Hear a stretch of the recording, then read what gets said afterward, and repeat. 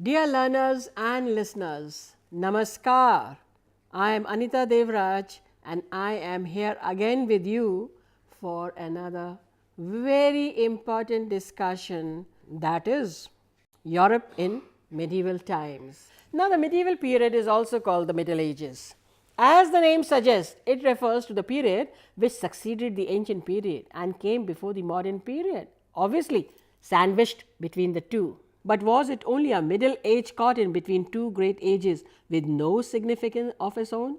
Not really, since the medieval period constitutes an important stage in the evolution of human society that needs to be studied for its own interest. What is more, the achievements and glories of the medieval period were also important steps towards the modern period. You may find it interesting to know that the term Middle Ages was coined by Europeans in the 17th century because they saw it as a long and dark period of interruption between the classical period of ancient Greek and Roman civilization and their own modern age.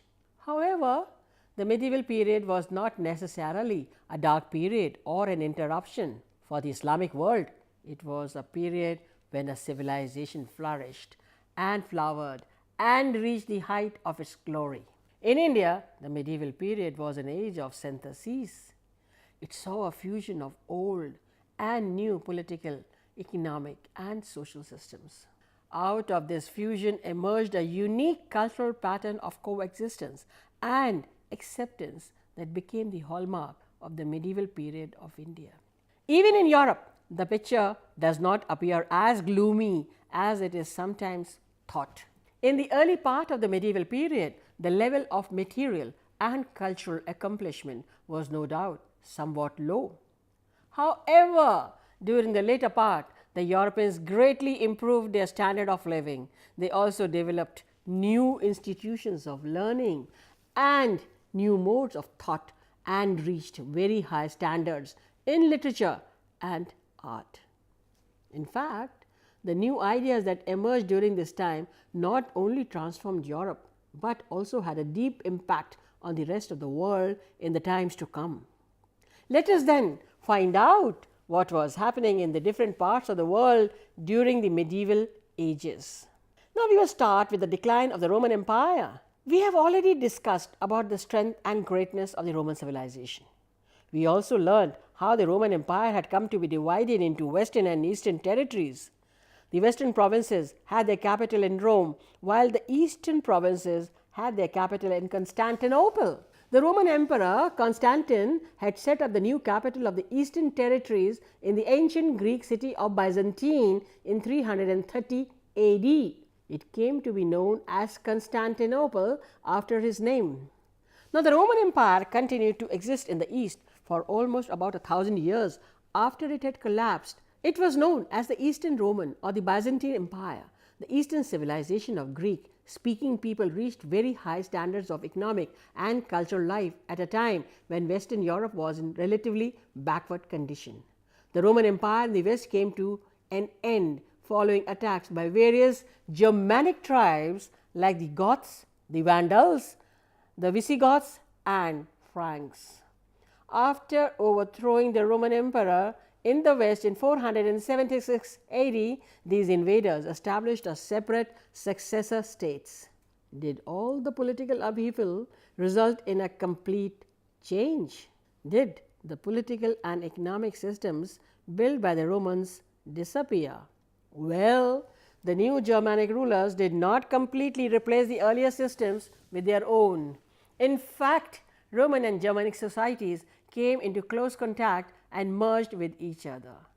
As a result of this and the prevailing political and economic conditions, a new type of society was born in Europe, with institutions and systems that were quite different from either Romans or Germanic ones. The most important institution of this new society was feudalism. It completely transformed the existing social, political and economic organizations. Now, in this video, we are going to see how this system evolved and what its characteristics were. The successor states of the Germanic people in the West managed to restore political stability after the collapse of the Roman Empire.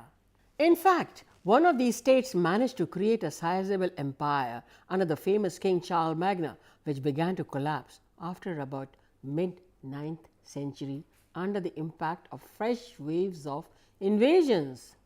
The resulting political chaos led to the emergence of a new kind of political order called feudalism.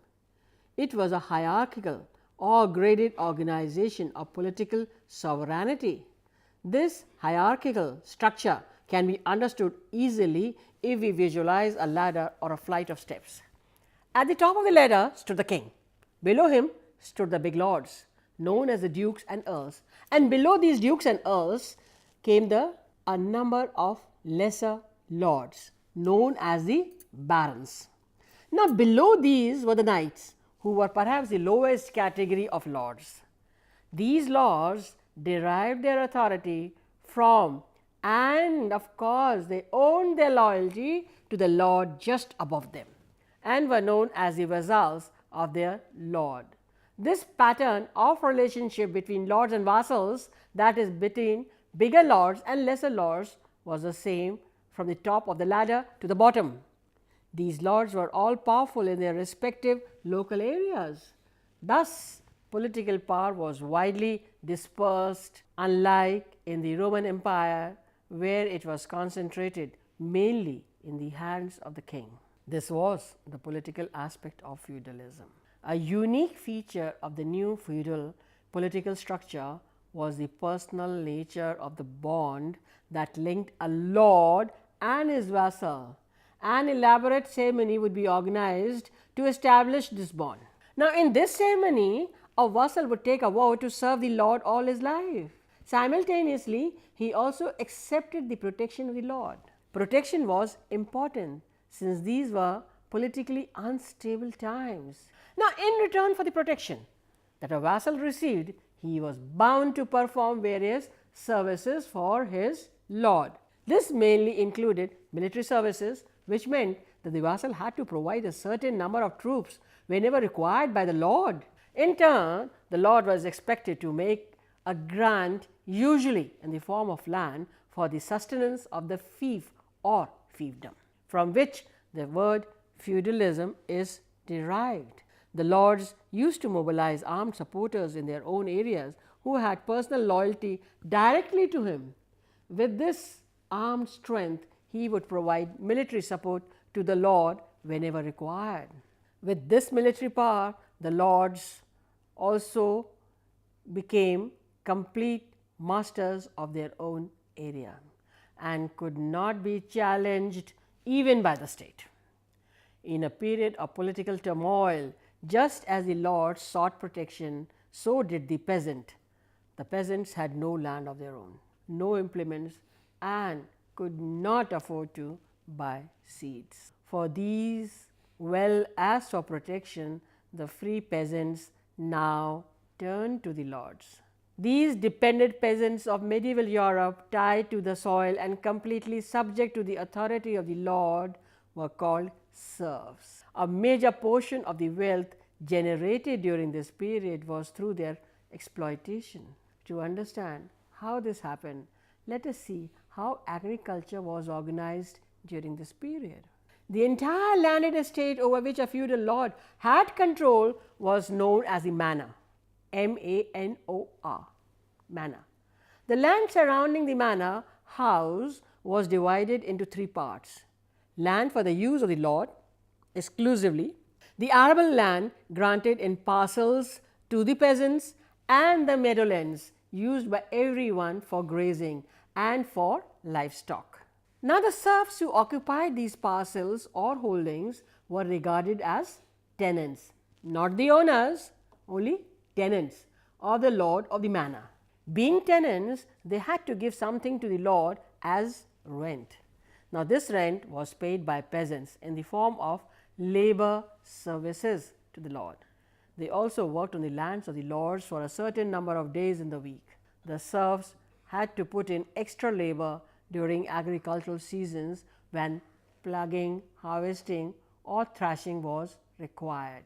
Such unpaid labor services also included other heavy tasks such as construction work, hewing, and cutting of firewood. In the latter phase of feudalism, these labor services were gradually substituted by those payable in money. Now, the serfs also had to pay some dues or taxes in kind, which came from the share of their own produce. These were often introduced arbitrarily when the lord wanted more resources. The lords also extracted from the peasants in an indirect manner. The manor was a self-sufficient economic unit. This means that almost all articles of everyday use were produced and consumed on it. For this, there were various facilities like smithies for turning out iron objects, flour mills for grinding wheat or corn, ovens for baking bread, wine presses for various workshops for making products of everyday use. All these were owned by the lord. The peasants were forced to use these facilities, and the charges for these would of course be fixed by the lord according to his own will. Now, let us do an activity. We have already talked about the Roman slaves in the previous episode. Do you recall? Find out the conditions of present day Indian farmers who don't own lands and work in other people's field through newspapers or by speaking to your elders. Now, compare the lives of the feudal serfs with the Roman slaves and the present day Indian farmers. What conclusions can you draw? Write a brief report about your findings. Now, let us see the changes in the feudal economy, because it brought prosperity and crisis also in medieval Europe. Now, since we have just finished discussing about the various aspects of the feudal system, but did this system remain the same throughout the medieval period? That is what we have to find out. No, not at all. Indeed, the feudal system was not a static system. It witnessed several changes, and the feudal economy underwent a pattern of prosperity and crisis simultaneously. Let us trace this pattern from the beginning. The few centuries after the collapse of the Roman Empire were marked by a low level of economic life. This was also a period of political change and turmoil. There was a decline in town life, trade, and monetary exchange. Some cities did survive from Roman days, but these were only empty shells which had no real economic role. Roads deteriorated. Barter widely replaced the use of money. European economy was based almost entirely on agriculture and very limited local trade. The main economic unit was the self-sufficient landed estate or the feudal manor. Technology used in agriculture was backward and agricultural yields were low. These conditions lasted till about the 10th century AD. After the 10th century, the feudal system of production underwent significant changes. There was an increase in agricultural fields as the system became more and more stable. Another factor that helped in increasing agriculture productivity at this time was significant improvement in agriculture techniques. A new plough was introduced, which was heavier, had wheels, and was drawn by a team of oxen.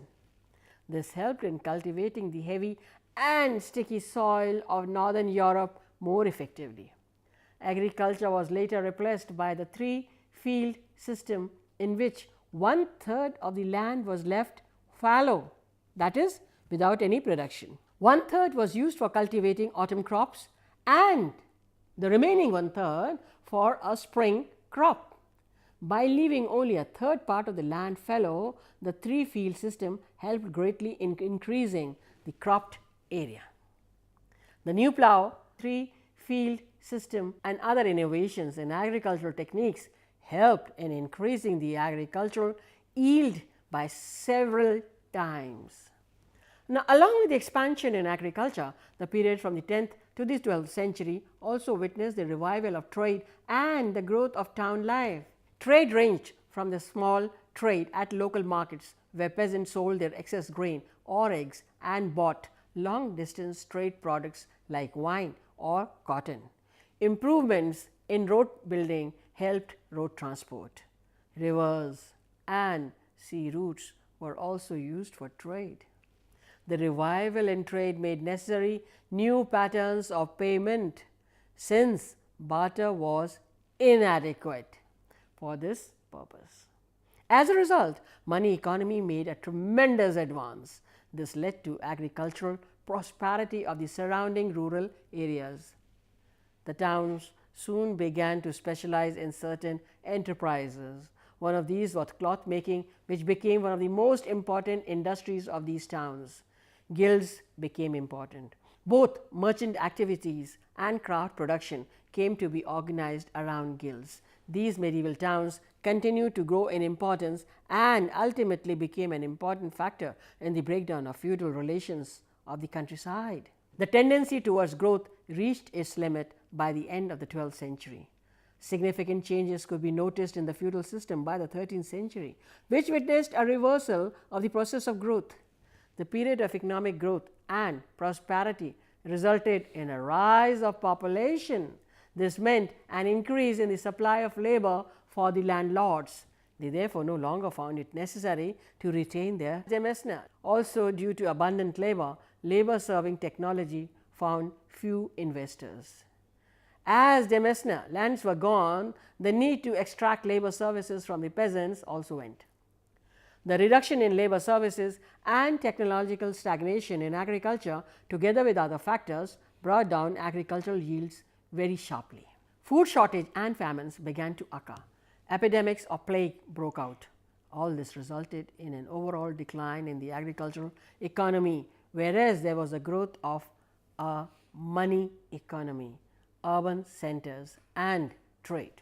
However, European society was able to overcome this crisis more easily than the pre-10th century crisis, and by around 1450 the economy started moving towards recovery. The portion of the entire landed estate of the lord which was managed directly by him was called the demesne. We now have some ideas about the conditions in which people lived in medieval Europe. We have also been able to trace the pattern of changes in these conditions over a period of several centuries. How did these changes occur in the material productions, and how did it affect the society and culture of medieval Europe? Let us see this for ourselves. Given the relatively low level of economic life in the period before the 10th century, we should not be surprised to know that it was not a prosperous time for learning or the arts. During this period, learning remained a privilege of the few. The masses received no formal education. In fact, the language of learning was Latin, which was known only to the priestly class. However, even this little bit of education was of a very narrow kind. It consisted mostly of memorization without any reasoning or questioning. All learning was dominated by blind faith. In such conditions, naturally, there was hardly any development in the sciences. There was of course some attempt at a revival, but even this did not result in any real intellectual creativity. However, the educated members of the priestly and monastic orders did try to recopy and preserve some major works of Roman literature. This at least served as a basis of a revival of learning that began in the 11th and 12th centuries.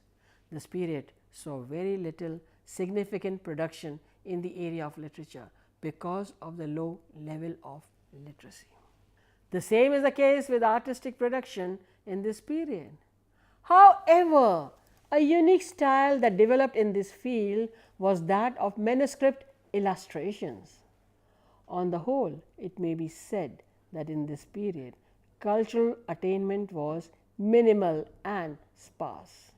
European civilization at this time was backward in comparison with other contemporary neighboring civilizations like the Byzantine, the Islamic world. The prosperity and relative peace of the period from the 10th century brought about a consequent change in the cultural life of the period.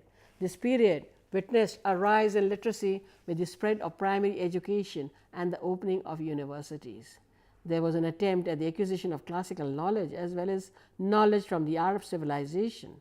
Thus, this period saw a progress in knowledge and thought in Europe. It was an important step towards the intellectual flowering that took place during the modern period.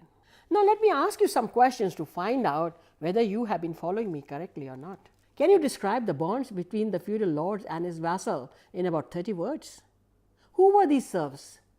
Let us see if you can justify the following statements giving reasons for the same. Now, you have to do it for yourself only. The period from the 10th to the 12th century witnessed a revival of trade and growth of town life. From the 13th century onwards, there was a reversal in the trend of growth of feudal economy. The cultural life before the 10th century was a prosperous time for learning and the arts in Europe. Now, with this, I end up today's discussion. Thank you.